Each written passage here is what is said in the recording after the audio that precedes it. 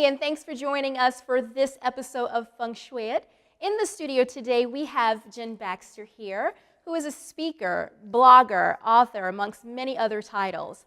But before we get started on our conversation with Jenn here, I want you to hit the subscribe button. That way you make sure you receive all of the notifications when we're dropping new videos and information for you to apply to make the best version of you.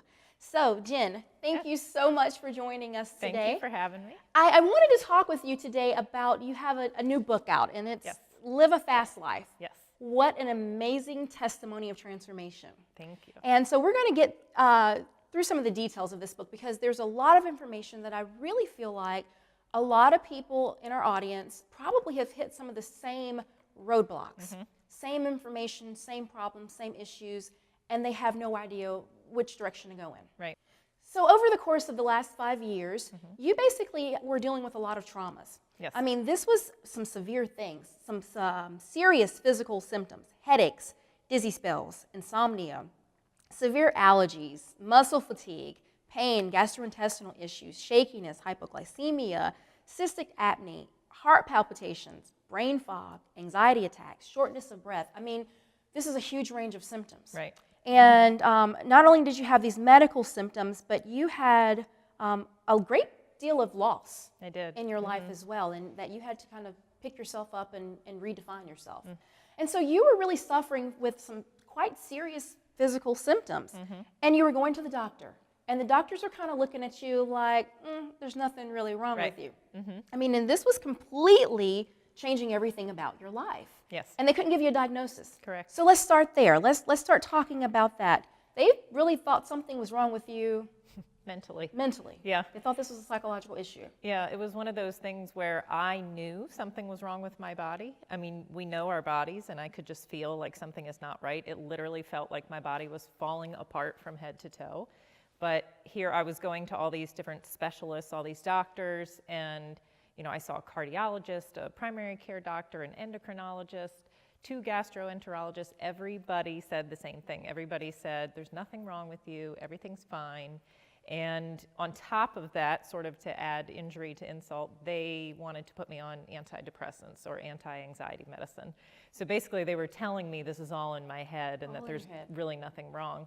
And it was kind of interesting for me because here I had been, like you said, through all these traumas. I had been in an abusive relationship for just shy of 4 years. My father got sick and passed away. My mother got sick and passed away. And my body had held on through all of those things, but it was sort of like when that kind of came to an end is when everything just fell apart. And so I didn't know what was wrong, and I just kept going to all these doctors, and finally just sort of, I hit a wall. I actually cried. I broke down in tears on an exam room table.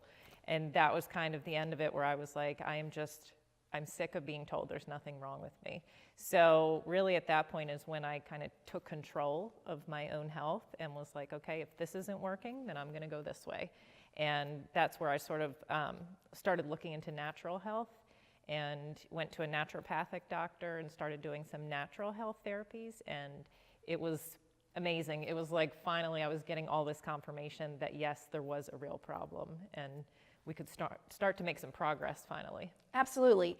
And now I want to go ahead and tell the audience right up front what was wrong with you. What actually did the doctors, after you found the right medical team, you listened to that little voice inside of you that said, there is something wrong with you, stand up for yourself, be empowered for yourself. Right. What did they actually find that was wrong with you? So it was actually advanced adrenal fatigue.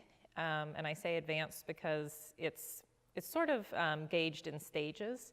And I was kind of like right between stage 3 and stage 4. Stage 4, you're pretty much bedridden. So I was very close to that. And the easiest way to describe what adrenal fatigue is it's just when your body gets so overtaxed from stress, from trauma, that it's depleted. And basically, I was living at the height of adrenaline for 5 years. Every day in that abusive relationship, I was at the height of adrenaline because I never knew what was going to happen. And then the stress of my parents passing away, and your body sort of gets stuck there. And so then your body is always prepared for emergency. It's always, ready to, flight or fight. And, This could be on a normal day, though, when I'm just sitting at home on the couch and nothing's happening, my body is still, prepared. Just because you endured so much trauma. Yes. And I love the fact in your book you're very candid Yeah. about the violence in your relationship.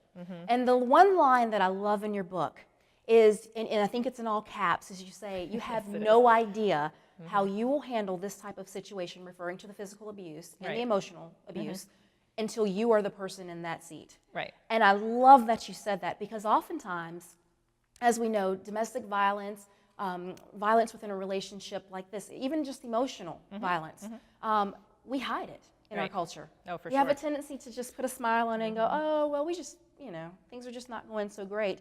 But we don't actually say exactly what it is. Right. And you were enduring some pretty physical abuse.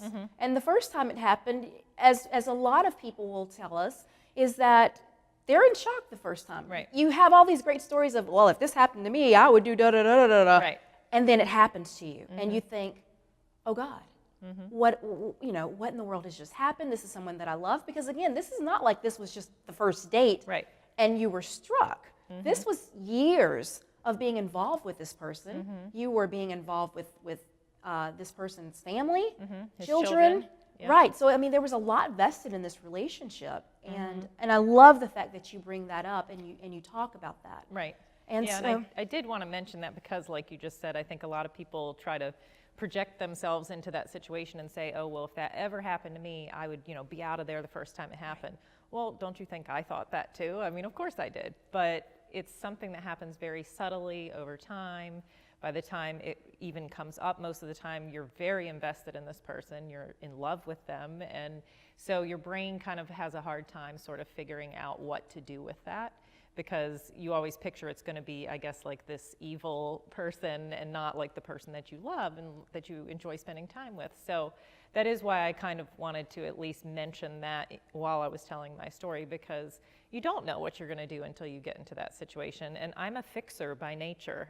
My mom was a fixer and I'm a fixer. So I wanted to fix him. I wanted to make everything okay. And, that's kind of what tends to happen, I think, is that women stay a lot of times because they're trying to fix it and they think it's going to get better. And unfortunately, it didn't for me. And so not only did you have the abuse in the relationship, we have the loss of not one parent, but two parents. Yes. And I mean, this would be a lot for most people to deal with the loss of one parent. Right. You're dealing with an abusive relationship, then you lost your dad, and then you turned around and lost your mom. And we want to know why you went into adrenal fatigue. Right? Right? I'm surprised that it was even functioning at all at Absolutely. that point. I mean, that's pretty amazing to say that the body is quite that resilient to be able to handle that much stress. And you lost your father. Can we talk about that? Just how did you lose your father? He was diagnosed with stage 4 prostate cancer, and he actually lived for about 3 years after his diagnosis. My mother's was a lot shorter, but his death came at the same time that I was trying to break away from the relationship, and that sort of compounded everything because those were my two main male figures in my life at the same time, so it was very difficult to lose both of them at the same time, which is why I end up going back to my ex for a little bit more time, because it was too much for me to handle at one time. But yeah, he had prostate cancer. He went into hospice, and I was right there front and center, seeing a lot of things, hearing a lot of things that, they unfortunately stay with you, those images and those sounds and things that you go through when you're in a hospice experience. So, and you're referring to the transition. The transition, exactly. Of death, right. So, I was very grateful that I was there. We weren't very close, actually, but towards the end, we did have some really sweet moments together, so I was very grateful for those. But again, that was just a whole nother layer of stress that my body was holding on. My body was, really performing for me and really keeping me strong to get through it all, but little did I know it was just adding another layer inside that was going to come back to haunt me later physically. Right. And then we moved into your mother's death. Yes. And that was pretty quickly. Yes. And I think you were, I felt like in the book as I was reading it, that you were kind of tuned in that things were not going right. I mean, you and your sister were basically saying, something's not right with Mom. Mom's not going to the doctor. She's never went to the doctor. something's not right. We need to make sure that we are taking time and valuing and really having those experiences and valuing our time together here Right. on Earth. And so you were able to hone into that something's not right. I feel like something else is coming. How do you hold on in that type of situation? Because everything around you was falling apart. Right. This was your one anchor. This had been your anchor since Exactly. you were a child. And now you were facing, I don't know what's going on, but it feels awfully similar to loss. That was, for me, the most difficult part of this whole journey was my mom, because we were like best friends. We were attached at the hip, and you know, we did lots of little weekend getaways together, and we, you know, went out shopping together and would stay on the phone for hours. So yes, she was definitely my tether, and I just felt like every time I would just start to get my head above water is when something else would happen. So I really feel like I had just started to sort of recover from my father passing away and from the relationship when she got diagnosed. So it definitely was another hit. But like you mentioned, I did actually have this situation where my intuition sort of let me know ahead of time that something was wrong. And I love that I have such a strong intuition, but it's almost like sometimes you know things you don't want to know. Yes. And I just, I really felt like I knew something was seriously wrong. And you know, she finally went to the doctor, and by the time she went, she had stage 4 cancer as well. So really hers was much more aggressive and much quicker than my father's. She was diagnosed in March of 2013, and she passed away in September of 2013. So it was really only about a 6-month time period. Right, that you got to say your goodbyes. Right. And really prepare for yet another loss, another trauma. And so everything kind of falls apart against you at the same time. And you are stuck with the point, I feel like it's the crossroads in your life where you're saying, either I pick myself up and I continue to move, or I'm going to sit here and wallow in my own grief and probably wouldn't still be here. Right, absolutely. At the rate you were going. And so you spend an entire chapter in your book talking about clutter. Yes. And I love that because basically I saw it as you were saying, listen, I've got a whole mess in my life now. I've got to clean it up. Right. And so the fact that you spent all this time talking about clutter, and of course in Feng Shui, that's like the golden rule of Feng Shui, getting rid of the clutter, right? No matter what the clutter is, no matter what the debris is, whether it's energetic or it's physical, we need to get rid of it. And so what did you learn by going through your belongings? Because you talk about this process of letting go of the clutter. And so what did you learn as far as things that were sentimental? I love the fact when you talk about pictures, because that was something where I was going like, oh my God, she's going to throw away a picture. Who does that? You know, but it made a lot of sense after you talked about it. So let's talk about that. When you were in the process of getting rid of your stuff, how did you start to realize what was valuable and what was things that we can kind of pass on in life? Well, this actually sort of all, I feel like, came together at the exact same time for a reason. I feel like this was all divinely driven. I like to refer to it as God stripping down and cleaning up my life. So I had gotten to that point, like you said, where I was just emotionally depleted, spiritually depleted, physically depleted for sure. And it sort of surprised me. It feels like it came out of left field almost, but instead of going down that, you know, spiraling downward into a pit of despair, it was like God just sort of took a hold of me and said, okay, we're just going to start stripping away everything. We're going to get back to basics here. And the first part of that process was the downsizing my physical clutter. And I actually was really downsizing because I was moving into a 160 square foot tiny house on wheels. Right. So mine was pretty extreme. But I just started, you know, going through my stuff, and I say God gave me a new set of eyes to look at things. So I could see things a lot more objectively than I had ever before in my life.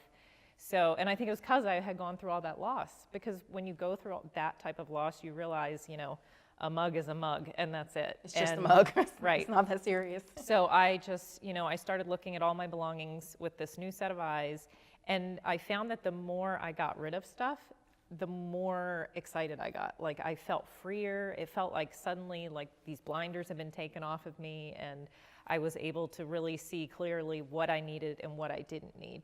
So the thing that kind of surprised me, though, in the process was that going through the sentimental items, like you mentioned, forced me to do some emotional work that I guess I really wasn't aware needed to be done. But I think I had just been holding on for so long that I hadn't really processed fully a lot of the things I had gone through. Just bringing in and tucking, bringing in and tucking. And I didn't even realize I was doing it, Sure. but I definitely was, because then here I'm going through photographs and I'm going through souvenirs and letters and things like that, and they're bringing up all of these emotions in me. But for the first time, instead of ignoring those or pushing them down, I actually let myself kind of sit in them and really process and go through them, which then allowed me to actually let go. So even though I was just letting go of physical items, it was also helping me to let go of a lot of emotional baggage too. Right, right.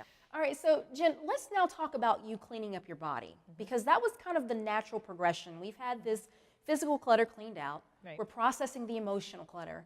Now we got to fix your body. And of course, you had already started seeing a natural physician to hone in what's wrong with you and what are we going to make right again. Right. And so they had a plan, but this is a process. I mean, you didn't just get all of these issues in a day. Right. I mean, this is decades, really. This was decades of processing of trauma, and this is the results of the body, and this is true for anyone. Right. Yeah, for sure. The fact that your body was even this resilient is amazing to me, because most people would not have made it this far. So you had to change your diet. Okay, that's kind of the obvious first thing to do, but it wasn't just like, let me cut back what I'm eating and look at some fat grams and calories.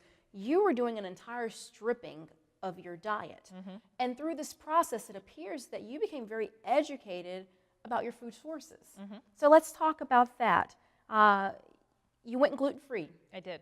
So gluten is something that's a hot topic right now. Right. Everybody talks about gluten. But in your book, I love the fact that you're talking about gluten, not just eating it in our foods, and you actually listed some foods I was totally unaware that gluten was even in. Right. Salad dressing. Yeah, That okay. surprises a lot of people, because I think they associate gluten with wheat. Right. So they automatically just think, oh, well, there's no wheat in this, so that must be gluten-free. And it's actually not. It's actually about the proteins that are in wheat. So it's more of gluten. It's a glue that holds foods together. So yeah, anything that needs sort of a binder to it, so like barbecue sauce, salad dressings, and a lot of things that you wouldn't think that it would be found in, and then also in personal care products as well. Yeah, I mean, because I made a list of these things, because I'm sitting here going, gosh, I got to go through everything in my house. You found it in protein bars. Yes. Soy sauce. Candy. Candy? Isn't that just sugar? Right? No, apparently it has gluten in it, right? Right. Condiments, soup, lunch meat, sauces, gravies, salad dressing, shampoo. Shampoo has gluten in it. Medicines, cosmetics. So we're talking about foundation, lipstick, lip gloss, chapstick, pre-moistened envelopes. Yeah, the glue that's on the envelope. That amazed me. Why in the world do we need gluten in an envelope? And so there was just a million things that I did not even consider would have gluten in it. And you were talking about someone that's sensitive to having these things are now having to basically go through your entire life and strip down anything that goes in that body of yours. Right. And I think that really that's kind of the part that not a lot of people are aware of. And I know I wasn't myself. So I, did this major stripping down of my kitchen and, thought I had done all the work. And then here I find out, oh, it's also in my bathroom cabinets and it's in my shower. And I was actually really surprised to learn that. And, thankfully I had a friend who was a few steps ahead of me on this path of health. And she was kind of my guru that sort of helped me along. And she was the one that first said, have you checked your moisturizer? Have you checked your face cleanser? And I was like, oh, you're being silly. And I went in and flipped it over, and sure enough, on the ingredients, it says wheat gluten. Wow. And of course, anything you're putting on your skin, on your absorbing in is that being bloodstream. absorbed and going right into your bloodstream. So you really have to be mindful of what you're putting on your body as well as what you're putting in your body. And the thing that amazed me was when you talked about our federal laws regulating the safety of cosmetic products. Right. 1938. Yes. Okay, this is my grandparents' birthing time, right? Like this is the period they were born. I mean, we're right after the Great Depression. Is the last time that our federal government actually regulates the use of these, what's in our cosmetic. Right, and so there's a lot of products that are listed as being natural or all these other things. And that's in all fact, marketing. It's marketing. Yep. And that's the one thing that I want to leave our audience with is understanding it is your responsibility to take power of your life and of the things that you have around you and ensure is this okay? Is this not okay? Right. And to what degree am I willing to allow this in my life? Mm-hmm. So I love that. And so the next thing I want to back up, because you then have a chapter that you devote to emotional cleanup. Yes. Now, of course, as we're doing the physical cleaning, we notice that you're having these emotional things that you're starting to kind of purge and process the emotions. But then you made it a specific point. Yes. I got to clean up the emotional. This was kind of like the last step in this transformation. We had a diagnosis. We had a plan of care. We had treatments that were really healthy treatments and empowering treatments. We found out we don't have any psychiatric issues going on. Right. We got rid of the toxic relationships. We cleaned our home out for all the physical stuff. We fixed our body for the things we're adding to it. Now the last step is this emotional step. Right. And this is the concept that you talked about with bucket list living. Yes. I love this. This is actually something I decided that I was going to incorporate in my life now. Awesome. I love this. Bucket list living. Tell the audience what that's about. So the term bucket list living is just something I came up with for intentional living. So, I watched my mom literally run out of time. I mean, she was planning to do things that fall. She was saying, oh, we're going to have Thanksgiving at the beach, and, I'm going to drive a VW Beetle convertible. And so she still had these plans, and it just went so fast. She ran out of time. And, we always hear these things. We see the bumper stickers. We see the mugs that say, live in the moment, or, the songs, live like you were dying, but you don't really take it to heart. Sure. And because people don't want to think about that. They don't want to think, well, I don't really know how much time I have. But I don't want it to be a negative thing. I want it to be a positive thing, that you don't know how much time you have, so why wouldn't you want to live as intentionally as you can right now? And so the bucket list living concept is just that instead of making this list of things you want to do later, that you want to do down the line, start doing those things now intentionally in your life. And even if you can only do little tiny things right now, that's still something. And, I like to tell people that think they don't have the money or the time to do it, if you really sit down and you look like how much time you're spending on Facebook or how much money you're spending on coffee at the coffee shop every day, there's always room in your schedule and in your budget. You just have to make these things a priority and really, make them happen right now instead of waiting until later, because you don't know when later is going to be. Absolutely, absolutely. And the role of meditation, prayer, Yes. affirmations. You started adding this stuff in, not just on surface value, but as an intentional practice in your daily life. It was kind of like one of those things where, and I talk with a lot of people about this, with meditation and prayer. They think, okay, I get up in the morning, I say my prayers, and I read a good little sentence that makes me feel good, and I've done it. And in fact, when we're talking about implementing meditation and prayer and intentional living, that is something that you schedule in your day, like you schedule your personal hygiene in the morning, or your commute time to work, or your time to prepare meals and eat it. It's actually putting aside time to rejuvenate yourself, to refocus yourself on your life's purpose. And so let's talk about what you did with your meditation and prayer and your affirmations. Yeah, and like you said, it is very much an intentional thing. It's not, I'm not talking about sitting down and reciting, certain words over and over again or something like that. It's very much an intentional practice. And what I would do is, I would have my time in the morning where I would do my prayers, and I really would, kind of incorporate that with the meditation, and the purpose being that I would take all of this stuff to God. And, not try to carry it all myself. And, really, like when I say meditation, to me, I was doing what I call active meditation. I have no idea if that's a real term or if I just came up with that. But it wasn't, just sitting there and trying to clear my mind. It was actually me visualizing, you could pick a different scenario, but I would say like the beach. I'm walking on the beach and I'm picking up shells. And if I had some issues that were just bothering me that day, maybe a coworker said something to me, or I was worried about bills, then I would visualize myself putting those issues into a seashell. And then, symbolically in my mind, throwing that seashell into the ocean. And that's me giving it back to God and saying, He's going to help me carry this. I don't have to carry all of this. So that was really kind of where the prayer and the meditation came in. And then the affirmations were kind of funny because I had always thought those wouldn't really work for me, because I thought, I'm not going to believe myself, I'm going to say these flowery statements and I'm just going to be like, yeah, whatever, I'm not going to believe it. But I realized it wasn't even so much about like trying to convince myself of something. It's just about reprogramming your thinking. Because if you think a certain way for a really long period of time, your brain's just going to become automatic. So you have to consciously try to change that programming in your mind. And so by doing the affirmations every day and just sort of reciting them to myself consistently, it would start to reprogram some of that negative self-talk that you were having that was really creating the life that you were living in, Yeah, your experience. very much. So how do you now use your experiences to help others? Because you're a pretty busy woman. I am. You're a hard person to catch up with, right? Yes. So what are you doing now to help people by sharing your story? So really that's where the whole live a fast life concept came from. You know, I feel like God just sort of gave me the whole thing at one time, and it was fabulous, abundant, simple, and tiny is what that stands for. And I just felt like after I had been changed in such a significant way that I had a responsibility almost to then go out and share that with other people. It was not even necessarily a choice. It was like I just felt compelled to go out and help other people because I felt like the blinders had been taken off, and that by simplifying my life and cleaning up my life, I was having so much more joy and peace in my daily life now than I ever was even before any of the bad stuff happened.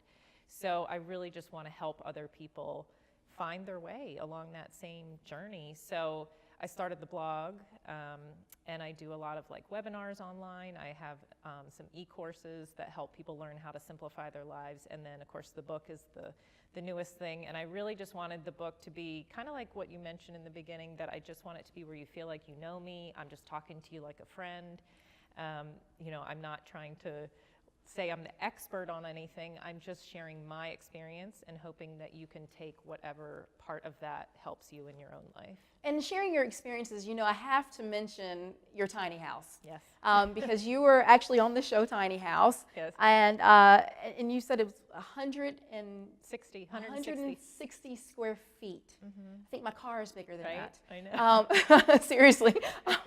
And so your message got out in a big way because it wasn't just about the tiny house movement that was happening, but people started probably always asking you, why in the world would you want to move to such a tiny space? Right. And it opens that dialogue to be able to share your story. So Jenn, again, thank you so much for coming and having this conversation with me.